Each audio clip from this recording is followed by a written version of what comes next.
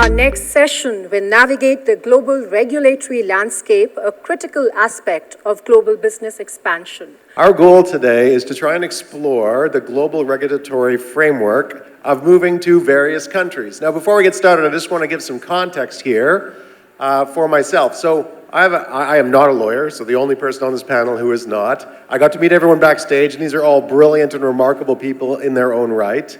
And they all have a different perspective from a different country on the earth about how easy is it to work with the selected government and or culture and or country in general in order to move your business there or work with that business or expand to that country, etc.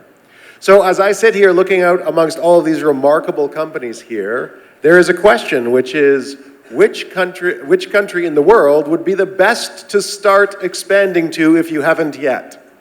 And so my theory was that I'd just get some big sticks and let these people go at one another with the sticks, but instead we're going to have a conversation about it. And to set that context a little more, in the world right now, there are countries, I think all of the countries here are examples of this, where the birth rate is not enough to keep the country growing, where their gross domestic product will actually decrease over the next 10 years if they do not find people to bring their businesses to those countries, to bring their technologies, etc., to grow their economies. For example, I'm Canadian, so the Canadian's going to win in this panel, by the way. Just kidding. But in Canada, we know that we have a 1.6 roughly birth rate, which means we need people to move to the country in order to be successful. We also know that over the next 5 years, every year, 1 million people are going to be leaving our workforce as a result of the dynamics of population change due to what we call the baby boomers, which is post-war births. As a result, it's important that we attract business to our country, both in terms of technology, in people, etc. So, Pooja, can I start with you, and we're going to move along. I'd like to just give us a little bit about yourself, what your specialization is, and a little bit about your country and why you want to attract, in some way, people to your country. Sure. Hi, good afternoon, everybody. I'm Pooja. I'm an immigration attorney from the United States with a private practice. In terms of coming to the United States, you know, everybody here is an entrepreneur, so we're looking at business immigration options. We have a lot of them. Population, you know, fortunately, I guess for us, isn't so much a problem. I think the main thing we'll focus on today with the US is really the quality and the type of candidacy that you're going to bring to immigration for them to review. So really, you know, the metrics, the numbers, what does the application look like? And then, you know, the elephant in the room for us is that we have a new president coming in February. So, you know, we'll talk about that as well a little bit, but very briefly. Love it. Hello, everyone. My name is Evgenia, and I'm an immigration lawyer from the UK.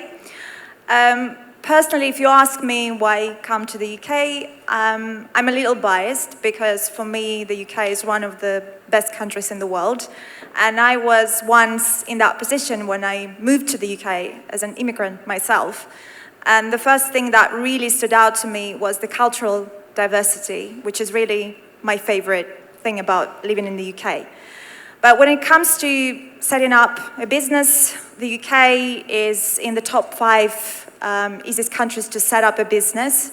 So that fact speaks for itself. Of course, we can talk more about that today. And the UK currently is very much focused on innovation. So companies that invest in innovation, are focused in innovation, are very much welcome in the UK. But we'll talk about that a bit more later on, I guess. Hi everyone, my name is Nachida Maich. I'm a legal advisor specialized in international transaction and immigration law. To respond to your question, for me, the best country to invest and to settle for, especially Indian, is Spain. Why? Because we have a visit from the Prime Minister less than a month ago, and they want to strengthen the relation with India and Spain, and they have decreed the year 2026 as the Spain-India year for cultural intelligence, artificial, and tourism.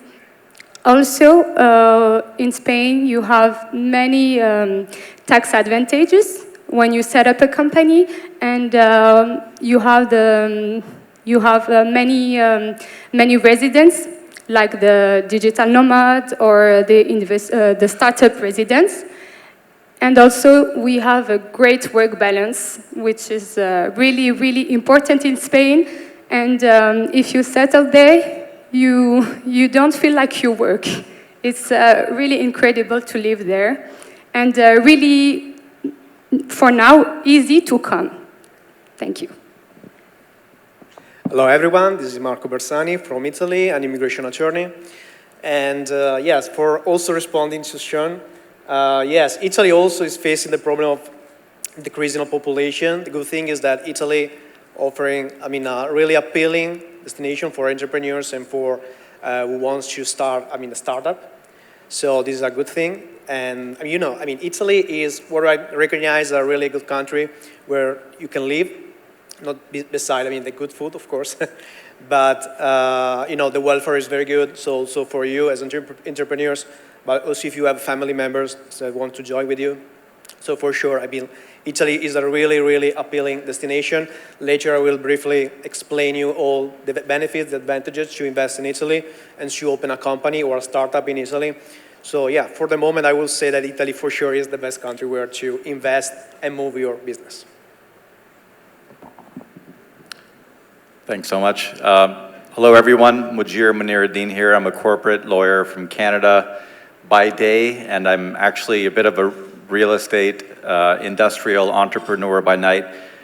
In addition to my practice, over the last 12 years, I've slowly been assembling industrial clean tech real estate in a region of my province of Ontario that borders on the US. And this has really been a whole parallel project to my practice. And the reason why I'm bringing this up is not really to tout my own credentials, because it certainly hasn't been all of a happy ride over the last little while, but really to let you know that when I say Canada is the best place to invest, I'm not just saying that as an advisor, but somebody who's actually willing to put his money where his mouth is, and I've put my life into that proposition. So I look forward to the conversation. So let's get started at a really high level, which is how easy is it to actually set your business up or set a business up in your respective countries? And then how easy is it to sort of get the business started with banking and with all the other pieces? So anyone in this room, if I just wanted to go to your country first and start expanding there, what would that look like? How easy would that, and how long would that take?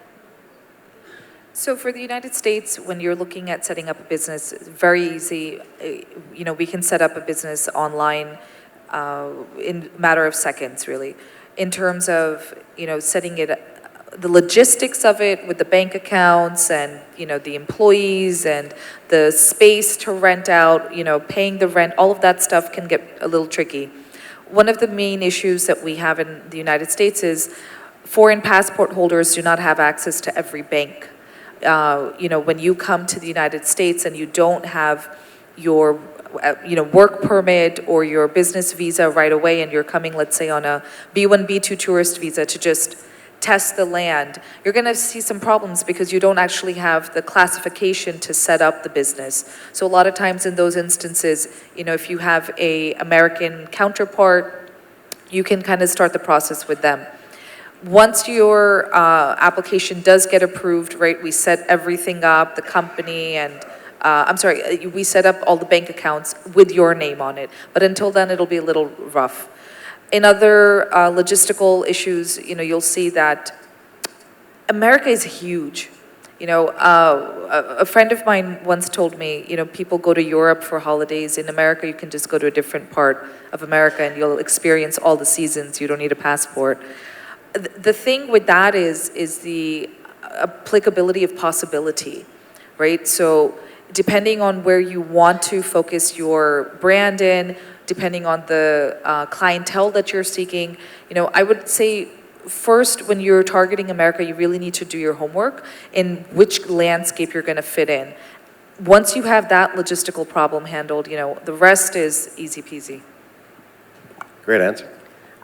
Yes, so when it comes to starting a business in the UK, similarly to the US, most aspects of the business you can do online these days. But when it comes to opening a business bank account, that can also be a challenge, especially if you are a foreigner. So for someone who doesn't have a long-term visa, residence permit in the UK, it would be difficult to open a bank account unless they have, similarly to the US, a British partner, business partner in the UK who can get things going on that front. But otherwise, it's relatively easy to start a business in the UK. Of course, if you want to oversee the business operations in the UK, you have to have some kind of immigration strategy in place as well, because you simply won't be able to do that properly unless you have a long-term visa in the UK. And we'll have a discussion about that later on, you know, in terms of what options you have, and you have several options when it comes to immigration. But other than that, there are also various tax relief schemes available to those, even to foreign entrepreneurs who want to start a business in the UK, if they're very keen on innovation or if it's an innovation-driven company. There are funding options. There is a lot of support provided by the government because they really want to encourage foreign founders to come to the UK and drive innovation. So the short answer is it's relatively easy to start a business, but you know, there are certain things that will require more careful planning. In Spain, unlike US and UK, you can open within seconds online, but you don't have to have a visa to open. Everybody in the world can come with a simple touristic visa and open a company. And if you don't have a touristic visa, you can just appoint someone in Spain with a power of attorney, and they will open your company without your presence and without setting foot in Spain.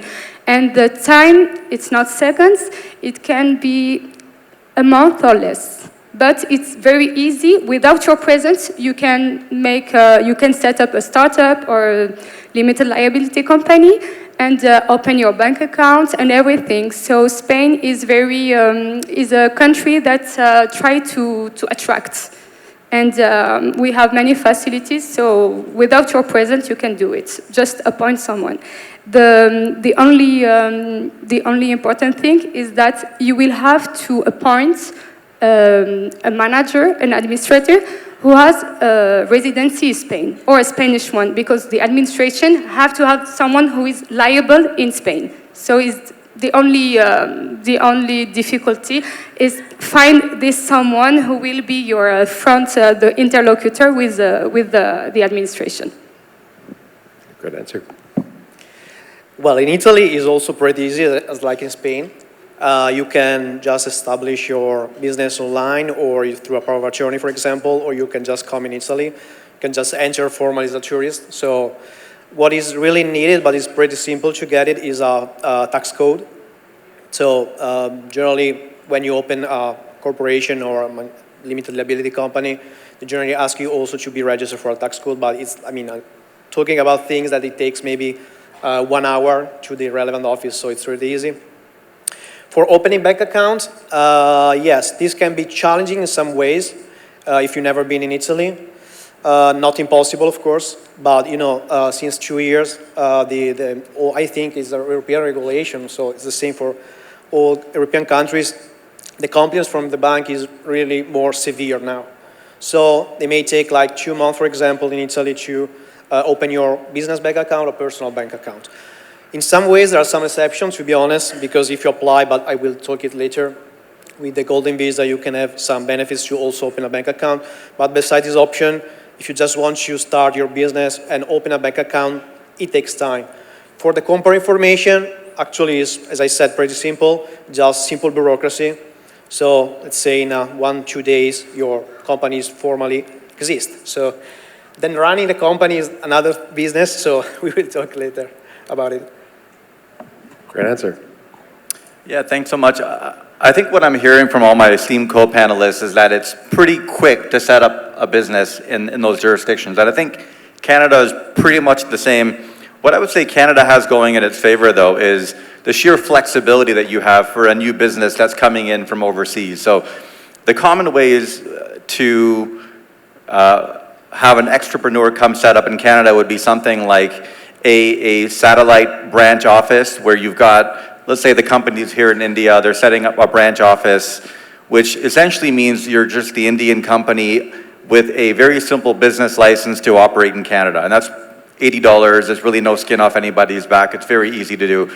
The other way is maybe as a corporate subsidiary. So you've got India Co., you set up a Canada wholly owned subsidiary of the Indian company. That's called a wholly owned subsidiary. The other way is maybe you have a sister company where the owners or the shareholders of the Indian company will set up a parallel company that is owned directly by them to operate in Canada. And really one of the biggest changes that's come in over the last couple of years is there's no longer even a requirement for a company that's operating in Canada, in most jurisdictions, certainly in mine in Ontario, to have a local resident director. So from a regulatory standpoint, the governments are really looking to make it an easier and easier place for foreign companies to come invest. And I think that spills over or actually flows from some of the cultural aspects that, Sean, maybe we can get into later on about why Canada is just so welcoming in the first place. It's got so many factors in that regard that make it a good place to invest. Well, why don't we move to that for a second? Who here on the panel thinks their country is the most encouraging and welcoming to bring business to their own country? Oh, wow, we had three, right, and two keep their hands down. That's, I can't wait to, so who wants to go first? Nachida, why don't we start with you? And maybe we could talk about what programs, what options, what idea, what is the government doing to make it easy for the 200 amazing businesses in here to move to or work in your country? For the company, we have the Spain government implemented in 2022 a recent law, startup law, to attract all the startup and because Spain is aiming to be a hub for innovation, for growing startup. And with the startup law, we have tax incentive. So we have taxes rates at 15% for the 4 first years. You have also all the residency that come with the startup innovation, like entrepreneur, the founder will have for himself and his family. He can bring in Spain and have this residence for years, renewable, and after 5 years, we'll have a permanent residence in Spain.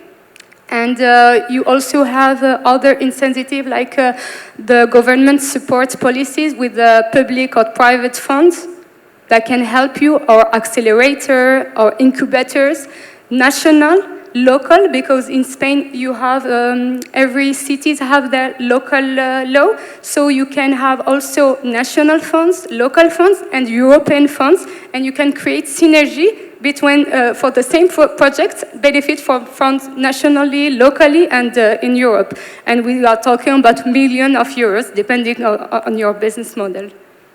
Amazing, amazing answer. Evgenia, what do you think? Okay.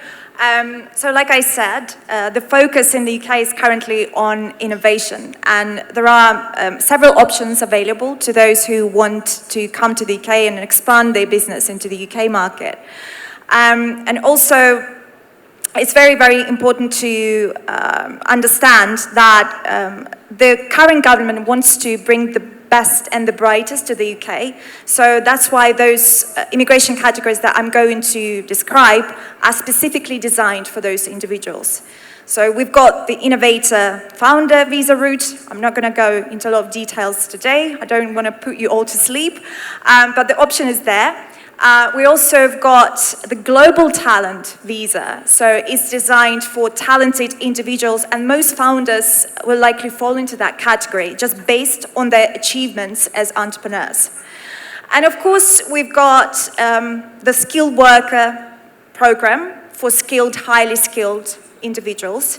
And that route, by the way, can also be utilized by entrepreneurs to sponsor themselves. It's a slightly complex process that, again, I'm not going to discuss at length today, but it's also available. And there are multiple tax relief schemes funding options provided by the UK government, because like I said, they really want to encourage people with great innovative ideas to come to the UK and expand into the UK market. So yes, welcome. Amazing, great answer. Mujir, you want to answer about Canada? Yeah, look, with Canada, the thing that really jumps out at you is the fact that we've got 1 million newcomers coming every year to Canada. In a population of 40 million, that's a pretty substantial jump every year. So what that says about Canada is that it's relatively pretty open to new ideas, new people coming to the country, which flows into an openness to innovation and new companies, new projects, new products coming into the country. But interestingly, from a regulatory standpoint, Canada tends to be very stable and very predictable. So it's like you do have new ideas and this large influx of new people coming into the country, but at the same time, the amount of travel in the policy from one administration to the other typically isn't as much as you might expect from a lot of other countries that you see. So what I would say with Canada is you've got a culture of openness to bring people in, to bring companies in. When the companies come, they've got a very diverse population that's ever changing and ever growing that really helps incubate and get them to the next level, culturally speaking. But you've also got the stability and the predictability of a legal system that really protects your investment, right? So, for example, a lot of people had questions about some of the geopolitical tensions that happen in the world and what that means for an entrepreneur. In Canada, it's very unlikely that you would have your investment expropriated if you were to set up in Canada. Typically, even geopolitical tensions play out in the form of tariffs or more global level ways that don't impact the specific, right? So if you're a company and you feel that you've been given the hand by the Canadian government or policy, it's very common to see a company sue the federal government and be successful, and there's really no stigma involved in doing that. So it's a very good place to come set up your business and have the predictability that what you're signing up for is exactly what you're going to get. So that's what I would say Canada really has going for it, above and beyond some of the other great places to invest that are here on the panel. So we have Italy and US next. Who do you think is more open-minded? We're going to go with Italy, I think. We'll leave US to last. Yeah, no, Italy is really open-minded, to be honest. Actually, you need to think that Italy was the first country in Europe to introduce a legislation for startup, so in 2012. So I can say that Italy was a pioneer on this side. So there are also, yes, some benefits to attract people, entrepreneurs, especially for startups, to be honest. Because, for example, in Italy, if you open a new startup, so it's the first time you open a startup, you can have a really tax relief, really good tax relief. You have like a tax credit for 30% for all the investment you do into your startup, of course. You also have additional benefits if you invest in particular areas, like rural areas of Italy. So it really depends, of course, on your needs. But for sure, Italy is a really, really open-minded for immigration, and of course, as I think all countries, to attract, people to invest, to grow, and of course, you will add the country to also grow. So another thing I think is beneficial because, before we talk about the banks, when you want to take a loan, for example, for startup, you want to take a loan from the bank, you have a tax-free loan and interest-free loan up to 80% of the loan. So Italy, there are many details, I don't want to go too much in detail, but there are a lot of regulation that is still, under progress now to make Italy even more attractive. Also, if you have a startup like invest into green energies or sustainability, there are also new introduction from Europe too now. So there are, day by day, there are also news that, not for the moment, but, every year that passes, new implementation are made. So, for sure, Italy is also very open-minded to attract businesses, to attract investors. So this is, of course, what I think. Great answer. Pooja. So the American problem is a little different, right? America is extremely well known for business, for growth, for entrepreneurship, innovation. So I don't think that's at play for us. It's already established, we have the laws, we have the tax benefits. The game that's changing now is the new administration, right? So we have Trump coming in February 2025, and immigration is controlled directly by the White House. So it's based on policies, not law. So you have a set of laws, yes, that Congress makes, but then, you know, overall day-to-day policy is controlled by the president. Now, unfortunately, unlike Canada, as my partner was saying, our immigration trends are not stable, right? So every time the presidency changes, things are going to change.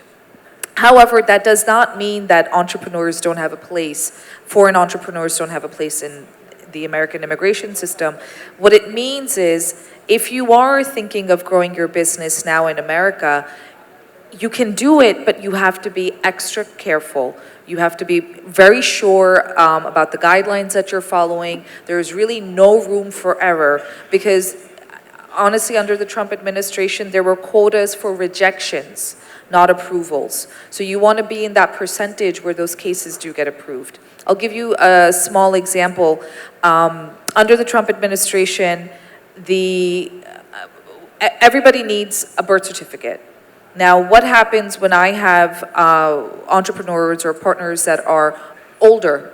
Some people don't have birth certificates that were issued proximate to the time that they were born. They have late issued birth certificates. Every country in the world accepts these things. Under the Trump administration, if you did not have a birth certificate proximate in time, you may not be eligible to even immigrate. Forget the business plan. You as an individual, they can't verify your identity is what they're claiming.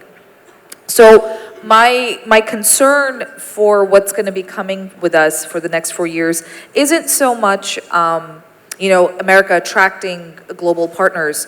I don't think we'll, knock on wood, ever have that problem. The problem is going to be making sure that when the global partners come, their documentation is tight so they can actually get approved. Because that's really how you're going to see all the denials coming in, through just bad paperwork, in all honesty. Great answer. So I have a question that's not on this sheet, so you're not prepared for this, and I apologize in advance, but I'm actually interested in, if I'm a business and I want to access other markets, which country is going to give me the best access to the most markets in the world? You want to answer that? I'll take that. I mean, okay, all yours. That's where, you can't say just because the new administration is coming that America is going to be closed. I mean, but the majority of entrepreneurs in America are minorities, right? I mean, you're looking at one of them. I'm a minority myself in America. And you have a wealth of material that's going to be available to you in terms of, you coming into the country and then maybe wanting to change to a different market. As I said before, America is massive. You cannot imagine how huge and how different each section of our, I won't even say sections of society, but state to state. I live in New Jersey, I practice out of New Jersey. If I go just, 2 hours south, I'm in a different state with a completely different mindset. So in terms of, markets, clientele, America, I think, takes it all. How about Europe? I think that Spain, due to its location, it's a gateway for Europe, for Africa, and for Latin America, due to the history. So you have like 1 billion consumers if you set up a company in Spain, and I think that it could beat US in this one. Take you on. Okay. Well, while the UK is not as big as the US, it still remains a gateway to Europe even post-Brexit. So the UK is no longer part of the EU, but we still have very close ties to the EU. And there is a very interesting fact about the UK. Almost half of entrepreneurs in the UK come from a foreign background. So I guess that fact speaks in itself. So the UK, I think, is a very attractive market for foreign entrepreneurs. And in my experience, in my practice, I get to work with so many clients who primarily come from overseas, and they're very keen to develop a business in the UK for these very reasons. So yeah, the UK is definitely at the top of the list. The top of the list.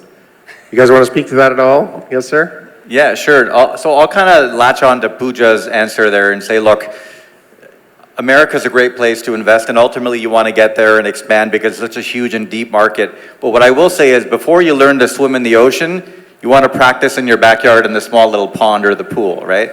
So Canada... Are you saying Canada's a small little pond? I mean, compared Okay, to... yeah, that's I true, mean, yeah. we're not going to have this conversation with Pooja, right? There's way too much truth happening on this panel.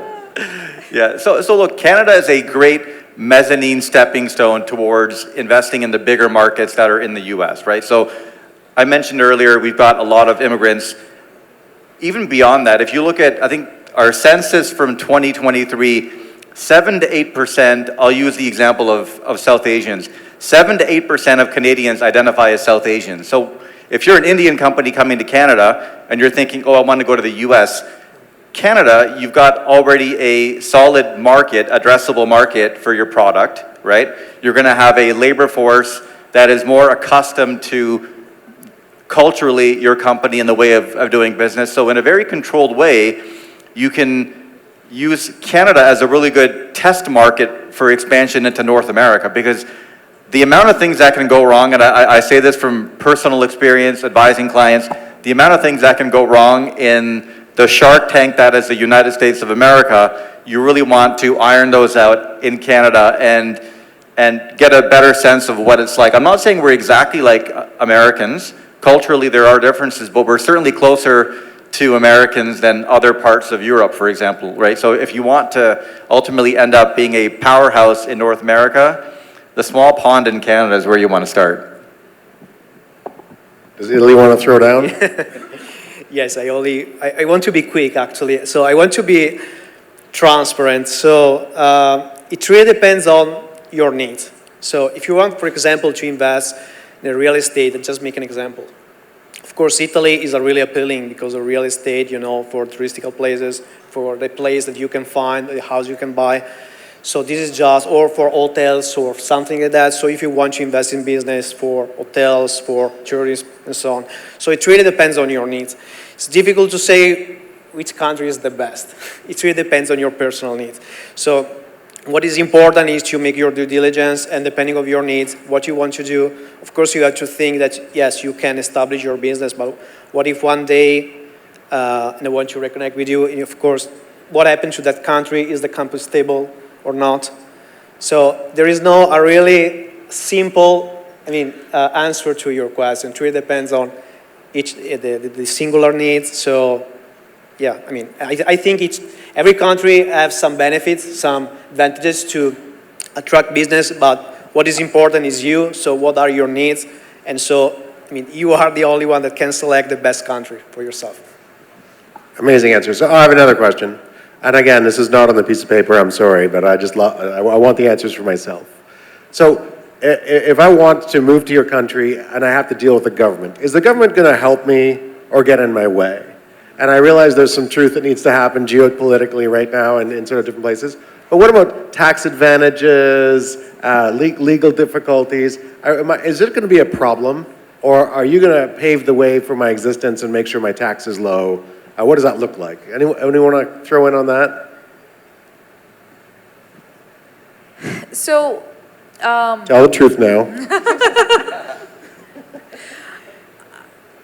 So you're looking at least in the United States, right? So you're looking at two different metrics to really answer that question. So you have the state government in the state that you're going to be living in, and then following the tax code and all this the jazz that you need to get running, right? But then you also have the federal system, and that's going to be taxed at a separate rate.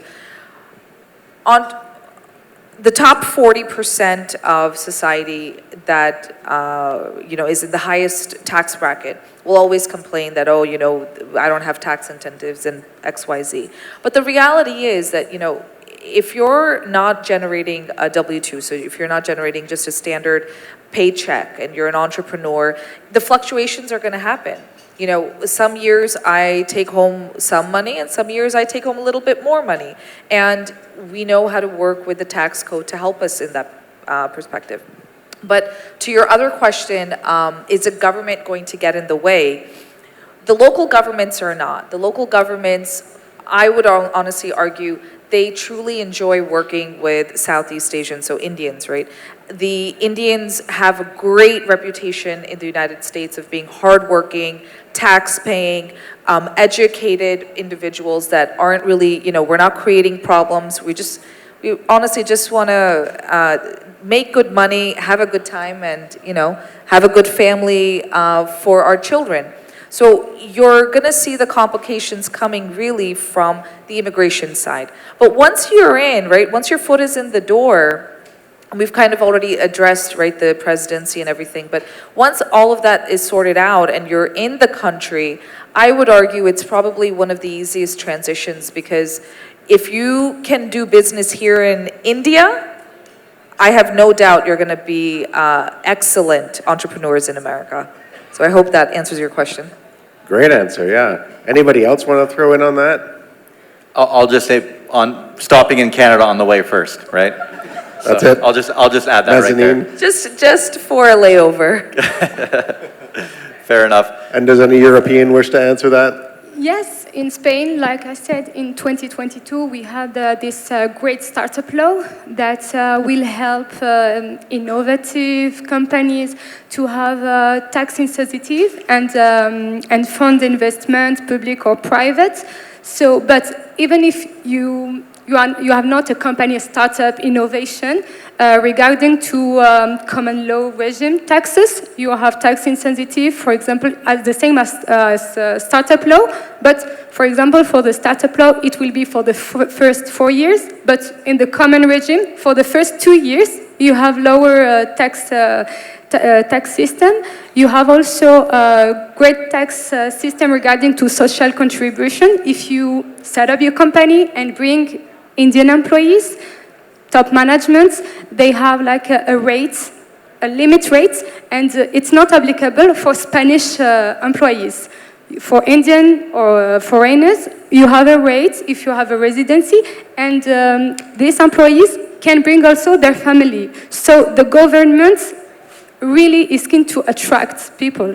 And now, more than ever with India, because the government want to make the Made in India label a real label of quality, and there will be real partnership in the future, as the government said less than a month ago here in India. So I think that in now and in the future, it will be, the relations are really strengthening, and it will be more for India interesting than any other country in the world, between Spain and India, in my point of view.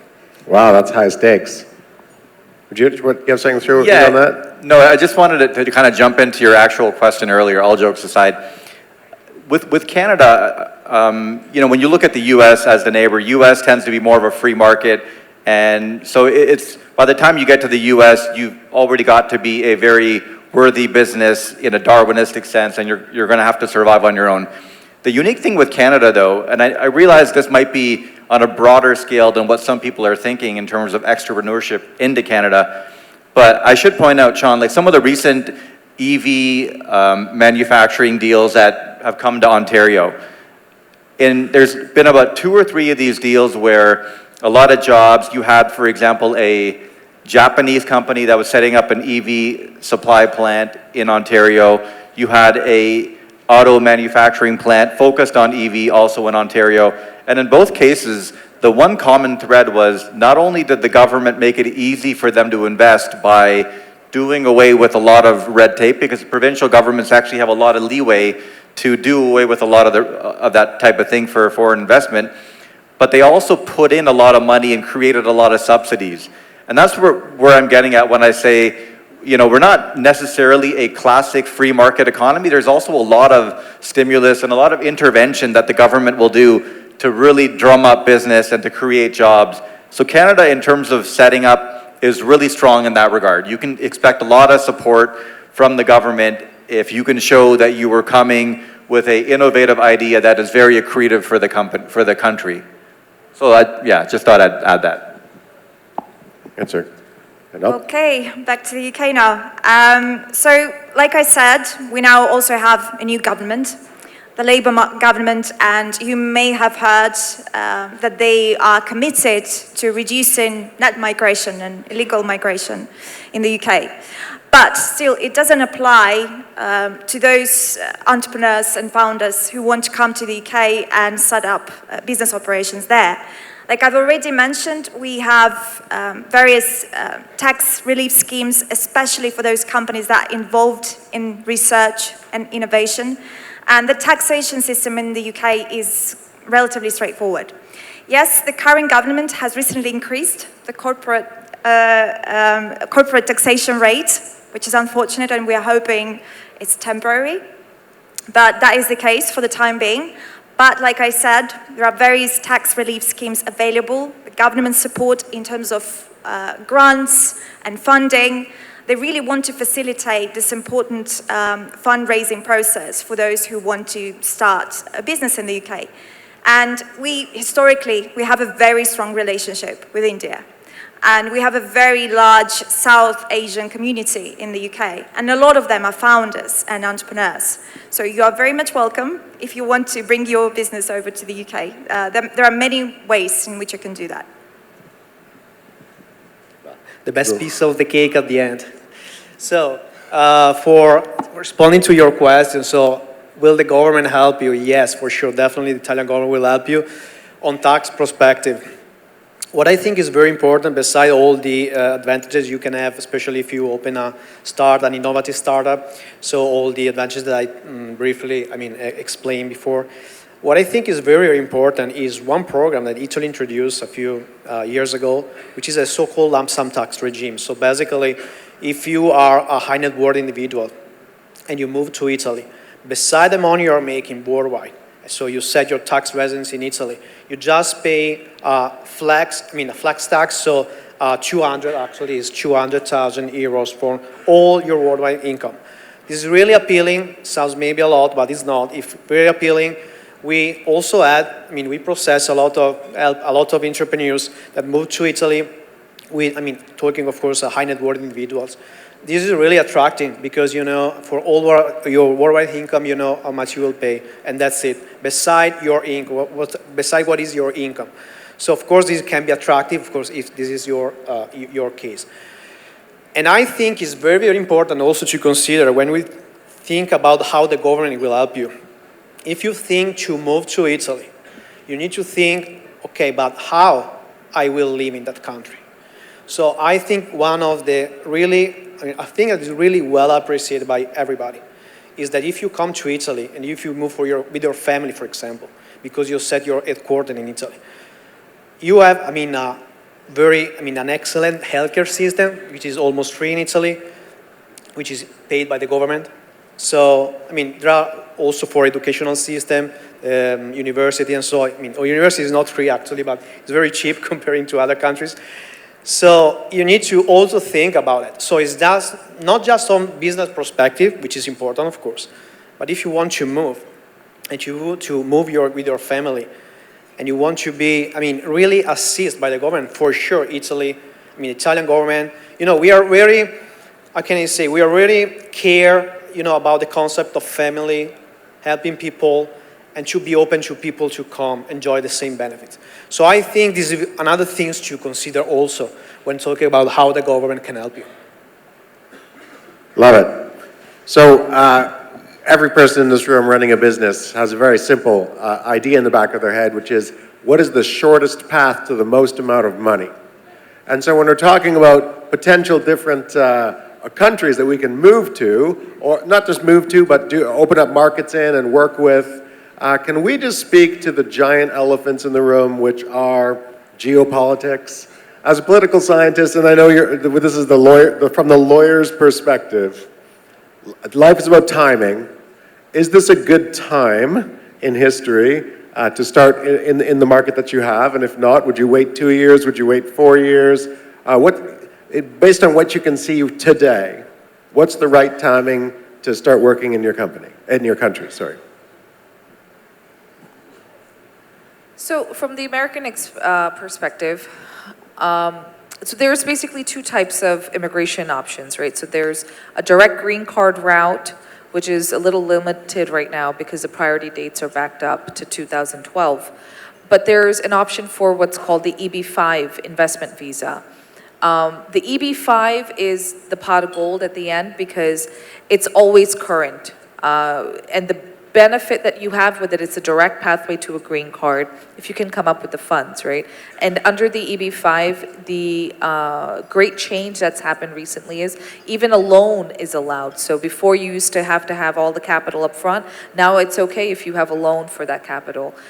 Why we are kind of pushing this forward is the EB-5, irrespective of which government comes in, is always going to be the golden child, because when you're investing such high amounts of capital, every government wants you there, right? And so if they're willing to give you a green card right away, and with premium processing, you're looking at a turnaround of 30 days, right?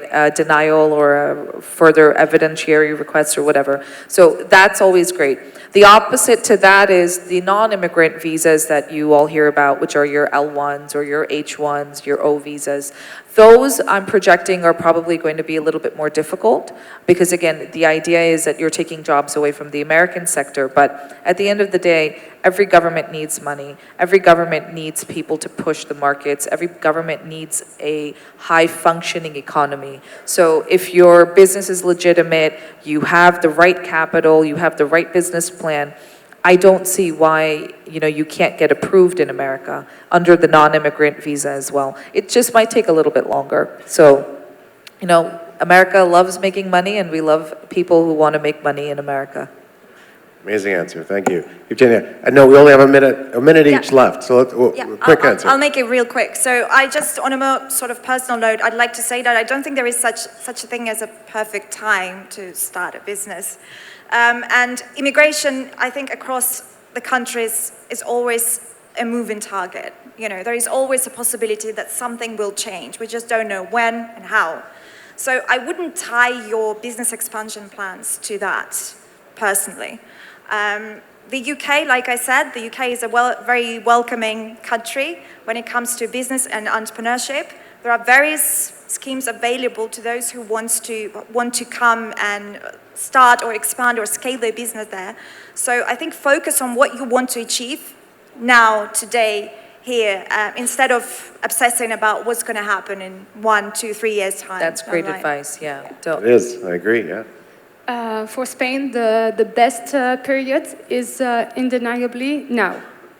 Now, because we have great relationship with India, governments in Spain, they are promoting the Made in India label, and until 2026, which will be the year to strengthen the relationship India and Spain. So I will not wait a second to invest in Spain, to invest in real estate. It's a country which have every year 50 million tourists, so real estate is a great investment also. And like Italy, we have in Spain a great life balance, and aside from investing and creating company, to live there is really incredible, and you can also bring your family. We have many residents in Spain that can help you bring your family, invest, and for me it's now, because we don't know in 2-3 years if the government change, so for me it's now. Great answer. Yeah, I will say very briefly that, investing in Italy is always, it's always the best time to invest in Italy. Just to, not just thinking about Italy, but Italy as a door to access to, of course, to all Europe, if you want to expand your business. So also recently, Italy decreased the investment amount, if you want, for example, to talk about the golden visa, which is the investment by residency program. So just recently decreased the amount, the minimum amount to invest. And with the golden visa, you can actually do whatever you want. So if you want to also establish your business and move with your family, with everybody, it's not a problem. So I think right now is for sure the best period, especially for some sector, for example, for techs, because there are really a lot of tax incentives for tech, for incubators, for new innovative startup in tech. But also if you are, let's say, an example, because we recently helped an entrepreneur for real estate. I mean, after this period, with high inflation, high interest rate, so the market, the real estate market decreased in Italy, so it's a really good moment also to invest in real estate. So this is just a general overview, but for sure, yes, it's a good period now, I mean, and for sure in a close future, depending on your needs if you want to invest. Great answer. Look, I think there's good times, whether it's a recession, a downturn, or upturn in any economy, there's either opportunities or it's a time to start doing your reconnaissance. That being said, in Canada, I think it still is a good time to invest because we are coming out of a low-key recession after COVID, 2022, 23, and this year we actually had a period of hawkish interest rates rising from really rock bottom 0 to almost 7-8% in a period of about 12 months. So you had a lot of economic fallout from that, and a lot of the buying parties in the economy had really sat on their hands waiting to see what happens. Over the last 6 or so months, you've seen a bit of quantitative easing in that regard. You've seen the interest rate starting to come down, and there's really a sentiment, just if I can say so, anecdotally, talking with people, that now is the time that they want to start looking for opportunities in the market because there is a sense that things did sort of bottom out and now there's going to be a lot of good opportunities on the buying side with the interest rates starting to come down and there being a bit more money in the economy for activity to happen. So that's the angle that I would take. Amazing. There you have it. 5 amazing countries, 5 amazing lawyers. Thank you very much for having us today, and we'll move on to the next round. Thank you.